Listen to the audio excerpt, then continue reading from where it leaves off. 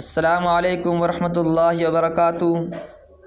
حضرات سامعین کرام، آج میں آپ کے سامنے بہت ہی زبردست واقعہ لے کر آیا ہوں، جس کو سن کر آپ کے رونگٹے کھڑے ہو جائیں گے۔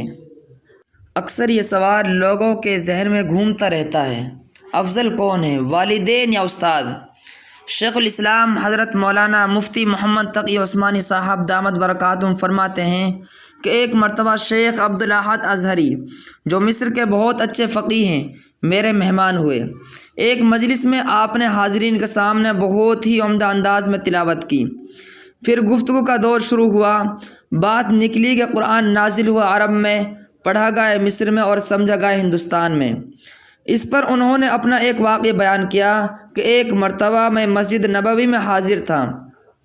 کچھ محبت رکھنے والے علماء نے مجھے مسند پر بٹھا دیا اور کہا کہ ہمیں کچھ نصیحت کریں۔ نصیحت کے بعد سوال و جواب کا دور شروع ہوا۔ کسی نے پوچھا، استاد کا رتبہ بڑا یا والدین کا؟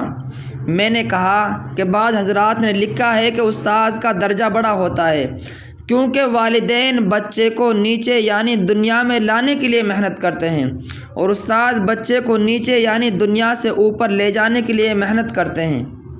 اس جواب پر ایک ادھیڑ عمر کے آدمی نے کہا، مجھے آپ کا جواب سمجھ میں نہیں آیا۔ میں نے کہا، آپ خود ہی سمجھا دیں۔ اس نے کہا کہ صحابہ کے دور سے یہ ترتیب چلی آ رہی ہے۔ غالباً حضرت معاذ اور جناب نبی کریم صلی اللہ علیہ وسلم کی ایک گفتگو کی طرف اشارہ فرمایا کہ پہلے کتاب اللہ، پھر سنت رسول اللہ، پھر عمل صحابہ، پھر اخیر میں قیاس ہے، اور آپ نے پہلے ہی قیاس کو اٹھایا۔ حالانکہ والدین کا رتبہ منصوص علیہ ہے، قرآن کریم سے ثابت ہے، اور آپ نے جو دلیل پیش کی وہ قیاس ہے۔ جب نص کسی چیز کی فضیلت میں وارد ہو جائے، وہ ہر حال میں افضل ہی رہتی ہے، تاکہ کوئی دوسری نص اس کے خلاف وارد ہو جائے۔ شیخ عبدالاحد ازہری فرماتے ہیں کہ میں نے اپنا سر پکڑ لیا کہ واقعی اتنی زبردست چوک مجھ سے کیسے ہو گئی، جبکہ اصول میں یہ بات ہے کہ کسی چیز کی فضیلت یا کسی چیز کے ثواب و عقاب کو ثابت کرنے کے لیے نص قطعی الثبوت چاہیے، یا ایسا مضبوط بالسند المتصل قول نبی چاہیے جو اس فضیلت یا ثواب عقاب کے معاملے میں صریح ہو۔ میں نے کہا، واقعی میں غلطی پر تھا، کچھ اور فرمائیں۔ ایک باندی تھی ابو لہب کی آزاد کردہ، جن کا نام تھا صوبیہ، جنہوں نے چند روز آپ علیہ السلام کو اپنا دودھ پلایا تھا۔